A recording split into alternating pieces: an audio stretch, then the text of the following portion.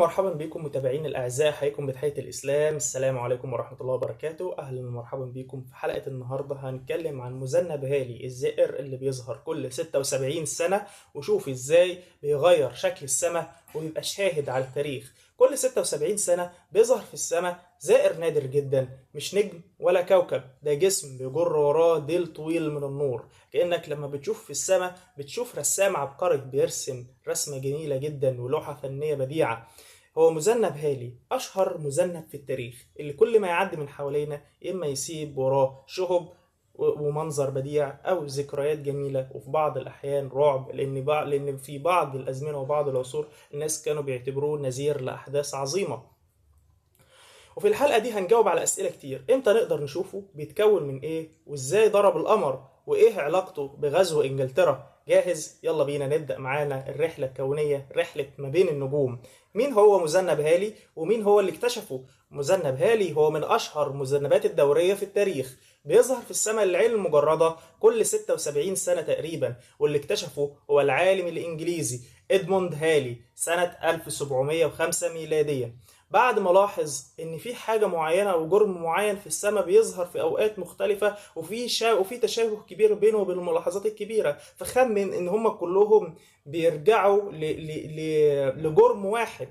وتنبأ بعودته سنة 1758، وجه في الميعاد دوت وظهر بدقة، وعلى الأساس دوت اتسمى المذنب ده على اسم العالم اللي اكتشفه اللي هو هالي. وبكده نبقى عرفنا التسمية دي جت منين، وسموه بالطريقة دي تكريما له، لأن في العادة المذنب بيسمى على اسم المرصد أو التلسكوب اللي اكتشفه، لكن بما إن العالم ده اتنبأ عليه بيه بدقة سموه على اسمه. امتى هيزورنا مرة كمان؟ آخر ظهور لمذنب هالي كان عام 1986، والموعد اللي جاي اللي هيزورنا فيه عام 2061، يعني بعد 76 سنة. يعني الحاجة دي بتحصل مرة واحدة في العمر. جهز حالك من دلوقتي لو انت عايز تحجز الصفوف الأمامية وتشوف مذنب هالي. ليه احنا بنشوف الشهب من مذنب هالي؟ وإيه علاقتها بيه؟ مذنب هالي طبعا كل مرة لما بيعدي من حوالين الشمس في الدورة بتاعته بتاعت كل مرة بيفقد أجزاء من الجليد والصخور والغبار اللي بيطلع منه، والحاجات دي بتفضل طايرة في السماء، طايرة في الفضاء. ولما الأرض بتمر من خلال السحابة دي، الأجرام السماوية دي بتخش في غلافنا الجوي فبتحترق وبتولع، ولما تحترق بتولع بيظهر الشهب اللي احنا متعودين نشوفها في السماء ديت، وبتسمى زخة شهب إيتا كوكبة طبعا. ازاي؟ طب انت بقى عايز تحجز زي ما قلنا كده، لو انت عايز بقى معايا عايز تشوف الظاهرة العجيبة ديت طبعا، وازاي تقدر تشوف شهب مذنب هالي، لو انت عايز تستمتع باللحظة الجميلة ديت امشي ورا الخطوات اللي انا هقول لك عليها. رقم واحد، اخرج حوالي الساعة 2 بالليل، نام على ظهرك ناحية الشرق، وخلي وشك يكشف أكبر قدر من السماء. خليك بعيد عن أضواء المدن والموبايل، وادي عينك مهلة 30 دقيقة عشان تقدر تتأقلم مع الضلمة.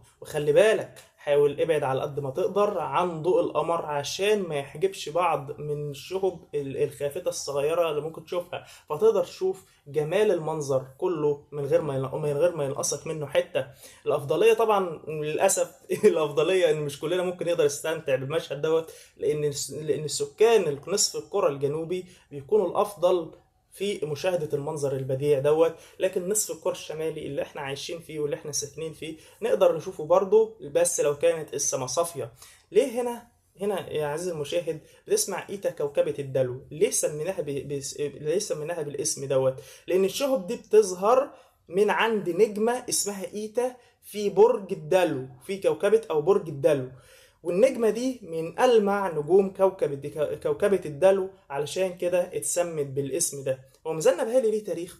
فعلا ليه تاريخ، وليه علاقة بغزو انجلترا. ازاي؟ لأن تاريخ المذنب بيرجع لآلاف السنين. ففي عام 1666 ميلاديا ظهر مذنب هالي، وشافوا ناس بعينيهم قبل معركة كبيرة جدا غيرت تاريخ انجلترا اسمها معركة هاستينجز، وشاف الحاجة دي مباشرة، والناس شافته بدهشة. والمشهد ده اتوثق في مخطوطة قديمة جدا اسمها نسيج البايو الموجودة حاليا في متحف في متحف بايو في نورماندي بفرنسا، واللي بيوثق عدة مشاهد. بيوثق ناس بيبصوا للسماء، لجرم سماوي عجيب بيمر في السماء كده، وتحت المشهد ده تحت عنوان استي ميريانت ستيلم.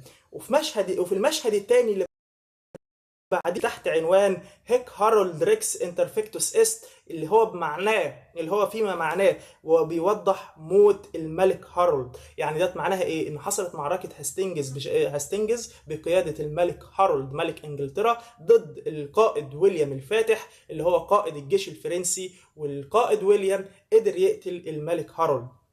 وفي المشهد اللي بعد كده على طول اللي هو تحت عنوان اد فوجا فيرتورانت انجلي، اللي بيوضح فرار الجيش الانجليزي بعد موت الملك هارولد. الحاجات دي كلها هتلاقيها في الفيديو يا عزيزي المشاهد، هجيبها لك الصور دي كلها وتعرف تتفرج عليها.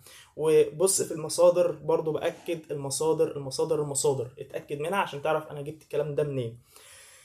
وانتصار الجيش الفرنسي بقيادة الملك ويليام الفاتح. وفي اللحظة ديت اتوج الملك ويليام ملك على انجلترا. يعني المذنب كان شاهد على لحظة تاريخية مهمة جدا غيرت تاريخ انجلترا. شكل مذنب هاري ومداره وعمره. طبعا يا عزيزي المشاهد عشان تعرف تتخيل معايا المذنب ده حجمه قد ايه، لا هقول لك ان ابعاده 15 كيلو متر في 8 كيلو متر، يعني حاجه ضخمه جدا. لو لونه غامق جدا وبيعكس 3% من الضوء الساقط عليه. تخيل كده الحاجه اللامعه دي في السماء غامقه جدا وبتعكس 3% بس من الضوء.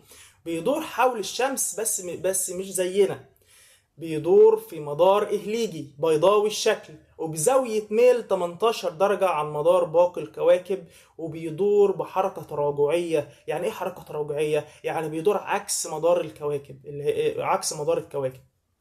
طبعا عايزين المشاهد عشان تفهم الكلام اللي انا بقوله، لو تخيلنا شايف الدايره دي، هو ده مسار الكواكب بتاعنا لما بيلفوا حوالين الشمس.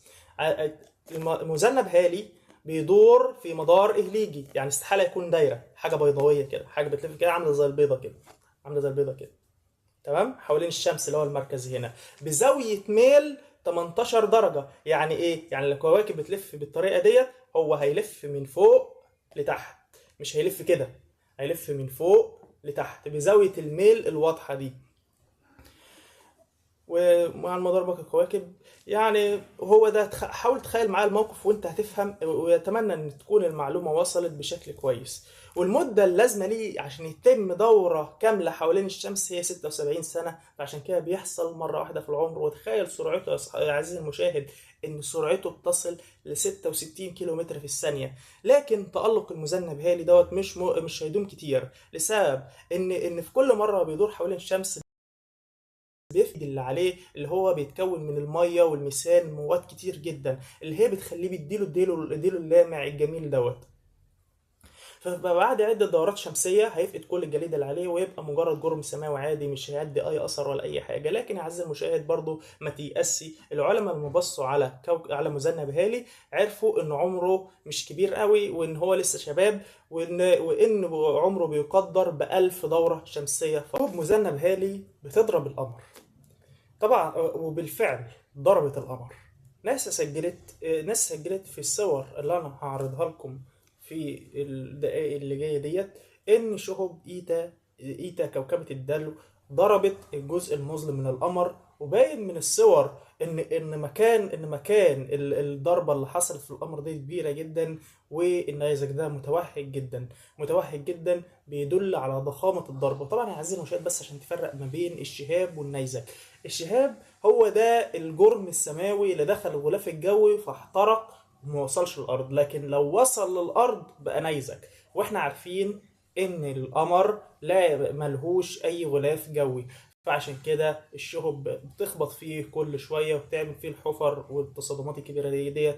وعزيزي المشاهد، بانك انت من الابطال اللي وصلت لاخر الحلقه، ما تنساش انك تنزل في تعليقات تقول الحمد لله اللي جعل لنا غلاف جوي هيحمينا من الاخطار الخارجيه، لان لولا الغلاف الجوي بتاعنا ما كناش هنستمتع بالمنظر البديع دوت في الهواء الطلق ده. احنا كنا ممكن نشوف المنظر ده من تحت الارض، ويا ريت الارض كمان تسعنا.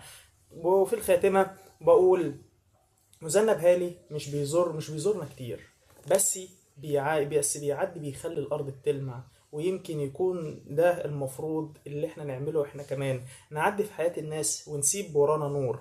انا احمد سمير الطيار، ودي كانت رحلتنا ما بين النجوم. لو عجبتك الحلقة خليك مشترك، فعل الجرس، واستناني في رحلة جديدة قريبة.